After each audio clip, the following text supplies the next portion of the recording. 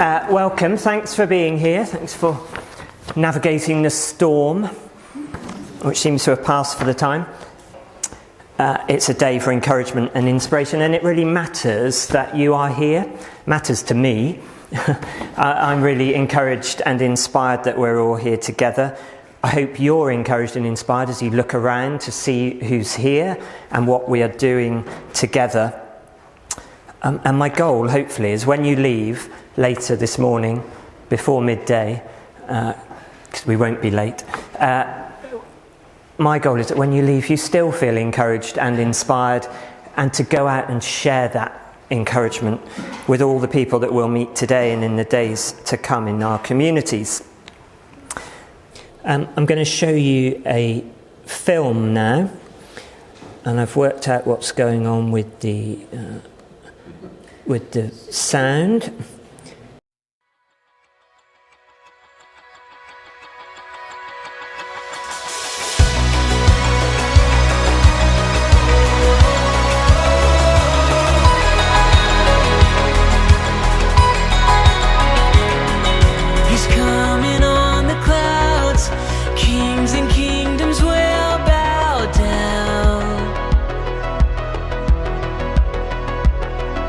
And every chain will break as broken hearts declare His praise.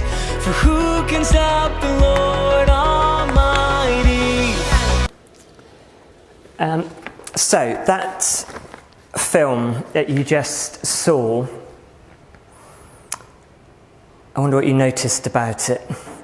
I noticed a group of people together of all different backgrounds, different ages actually. I noticed that people were worshipping and praying.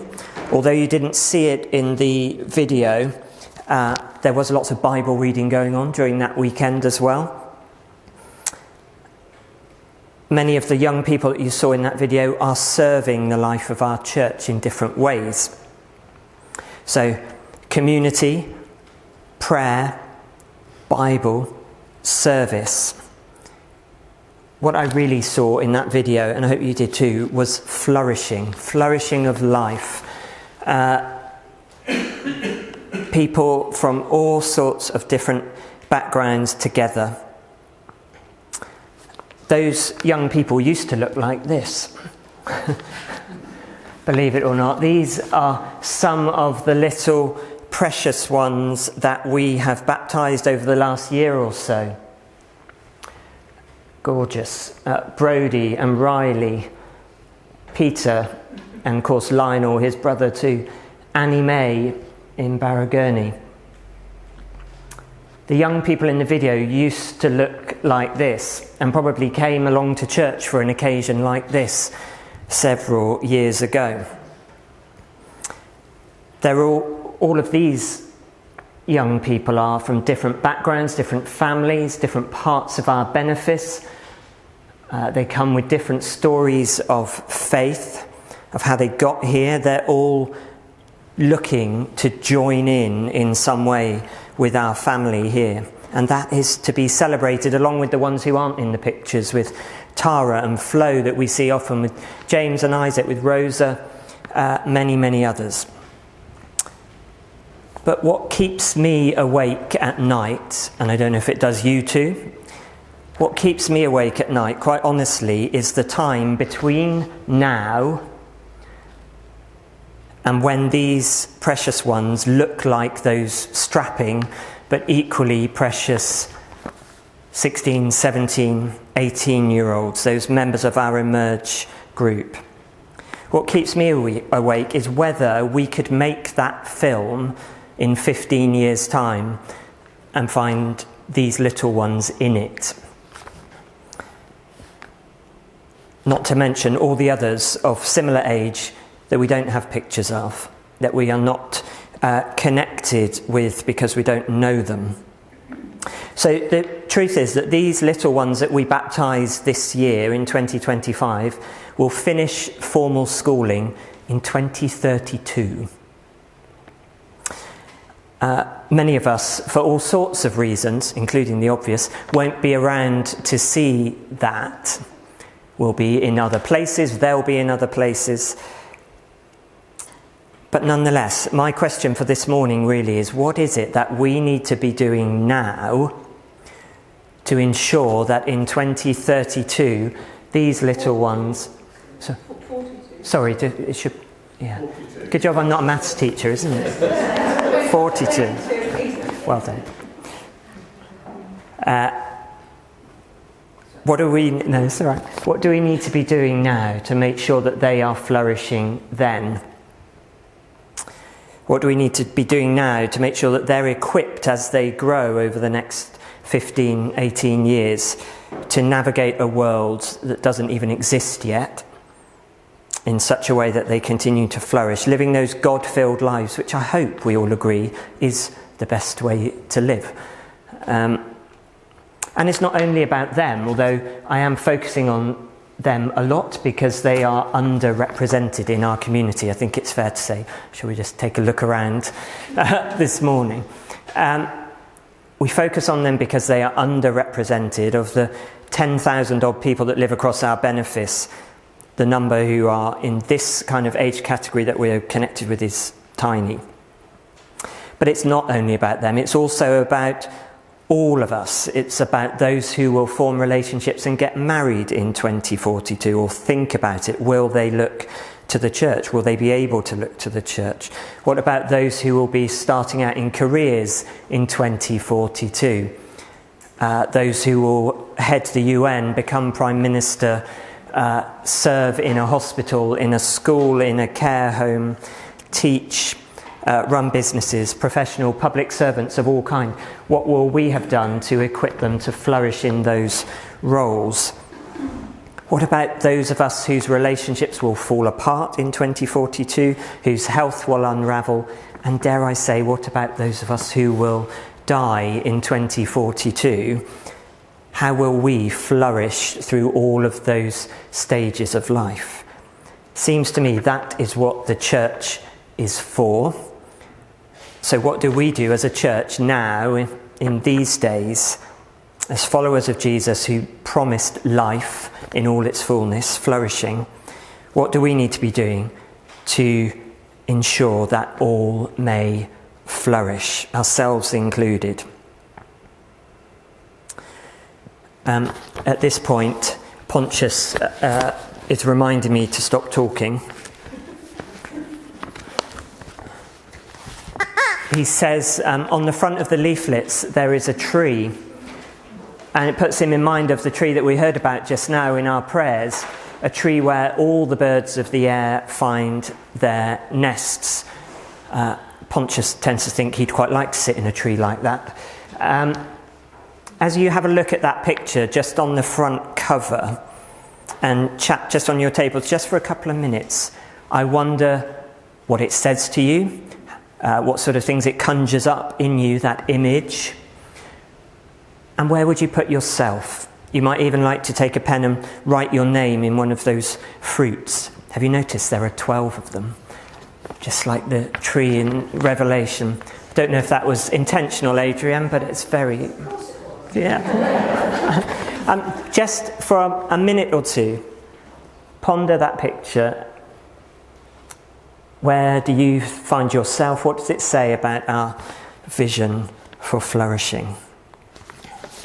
The whole idea is that this might start a conversation and that it might speak to us who might feel ourselves part of this community already, as well as to those who are looking in.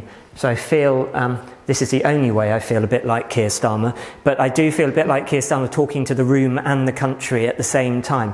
I think this is the sort of conversation starting image that we can share among ourselves, those of us who would consider ourselves part of the family of the churches here already, and that we could show to someone else to say, this is something of what we're about.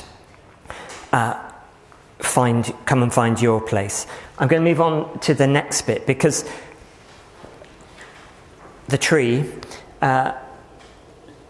leads us on to really some key things. If we want flourishing for all, and I've explained there, which you can read in your own time, why we think that is a good ambition for a church, that everything God has made would flourish. If we're going to do that, what are the conditions that are needed?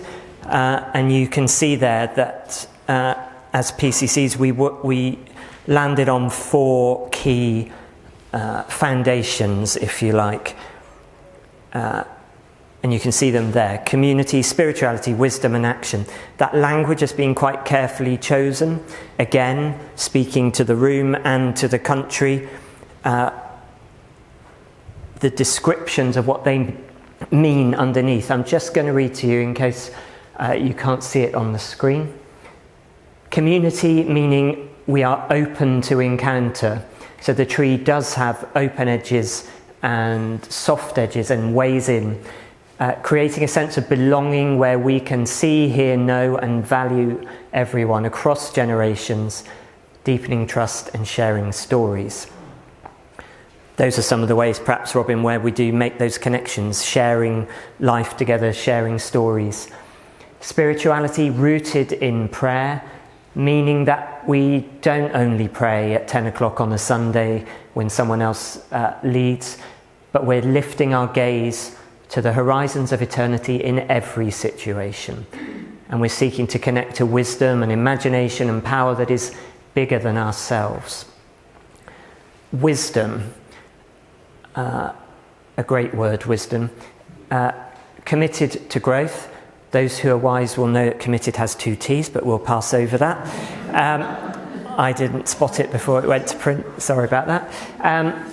Wisdom, committed to growth, cultivating habits of study and discussion and challenge, engaging in dynamic conversations with the Bible, with each other, with Christians past and present. A culture of learning, if you like. Action, inspired to serve, not just doing the things that we love to do, but inspired, doing the things that God gifts us and calls us to do, recognising and affirming the gifts we have among us, putting them to work generously and with purpose in the service of God and our neighbours. So those are 4 foundations. They remind us of what we're about. I hope they give to those who are looking in a sense of what we're about. They're not rocket science, I will say that much. These are the ingredients of a church. I think they are the ingredients of a community that flourishes. I just want to say a quick word about how we got here, because you might be thinking, how on earth did you get from there to from where we were? Exactly a year ago, this weekend a year ago, both PCCs met together and began the process of thinking about what we needed in our church for the season to come. We've had various occasions over the last year, particularly when Archdeacon Charlie came to visit, where we developed that a bit more. We've had occasions at the APCM and other times where you've fed in ideas, and I've observed and others have observed lots of things in the life of our church. It's grown up over a time. It's a discernment, but it also responds to some things that are going on more widely than just Long Ashton, Barragoni and Flaxbourton. And it draws quite heavily on a report called The Quiet Revival, which some of you will have come across. This was research conducted by the Bible Society about church-going habits and habits of faith in England and Wales from 2018 to now. And I just want to read you their 30-second executive summary, because this has informed a lot of what has gone into our thinking as well. This report basically finds that in churches across society, something amazing is happening, challenging long-held predictions about the future of Christianity in the 21st century. Where once we saw ageing congregations and a steady decline in attendance, we see dramatic growth led by the young. Where once we saw apathy or even hostility to Christianity in the Bible, we see increased openness again among the young. You may have heard the rumblings and rumours emerging over the past few years. You may even have noticed it in your own community, or it might have passed you by entirely. But the data shows that it is real.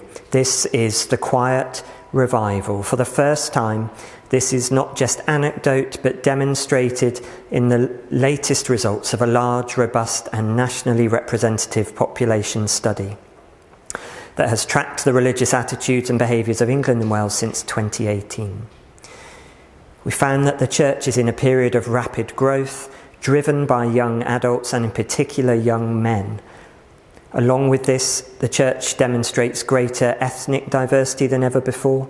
Both within and outside the church, young adults are more spiritually engaged than any other living generation, with Bible reading and belief in God on the rise.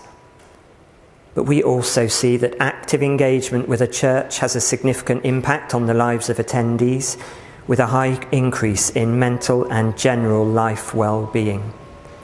Again, particularly among young adults, a generation in the midst of a mental health crisis. It is also changing communities, with churchgoers more likely to find a connection to their local area and get involved in social engagement activities. Challenges remain for the church and for society in responding to the quiet revival, but its reality can no longer be denied.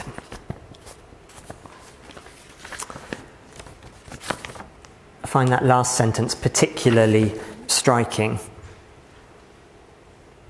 Challenges remain for the church and for civic society in responding to this quiet revival, but its reality can no longer be denied. We do see some of those things happening, do we not? We do see young males walking through the door of All Saints Long Ashton.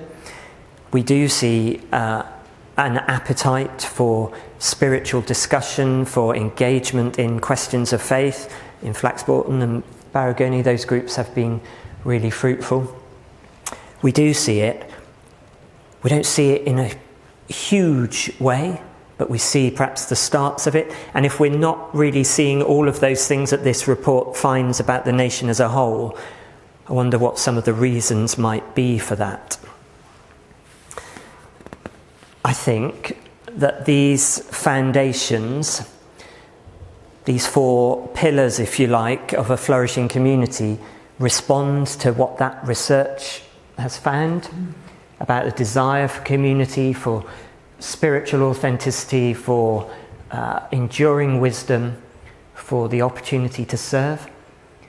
I think we are making connections, but these are the things that will enable people to really stay and flourish and grow when they do find us. We're going to break into some groups for some more discussion in a minute, but just let me tell you a few snapshots of actual responses to the survey when this research was being carried out, which give a bit more context. So, young men arriving at the church door, somebody reported the question asked, I'm here, but am I allowed in? A young person who did venture inside and said, I just didn't get it. I tried a few weeks and they didn't get me. People talking about needing to be ready to welcome those who surprise us, who are very different from us.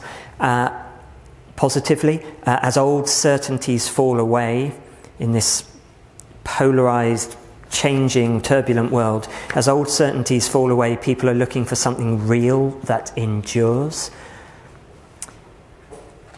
Even more positively, Christianity is no longer something people are ashamed of. It's actually okay to talk about it. You won't be blacklisted. Putting Bibles into people's hands is not enough, but it's the only way to start. The best way to help new Christians learn is to talk to those who have experienced and wrestled with faith over decades, which is many of us here maybe. The people who are most keen to learn from the Bible are those who most freely admit that they struggle with it. A question asked by one person: how does any of this help with the pain and the joy of being a human? What difference will it make to how I live? Does what you say match how you live? I share those with you because those are what real people are saying about their experiences of trying to connect with the church. It's what this kind of language and these foundations, this vision is trying to respond to.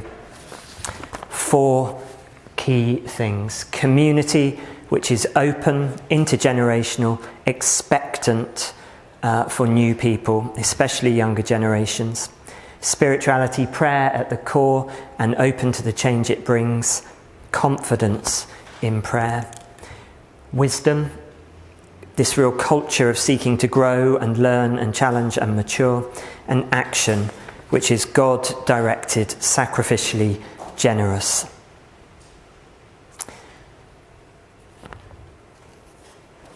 One last little story before we pray. Barrow Gurney, maybe 2 or 3 weeks ago, 5 to 10, 7 people in the pews. Jan, who's not here today, thinking, if we weren't all on the rota, we wouldn't be here either.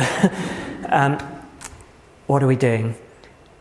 1 minute to 10, a lady walks through the door who's lived in that community all her life, is having a really challenging time, pitched up and said, do you know what? I just knew I needed to be at church today.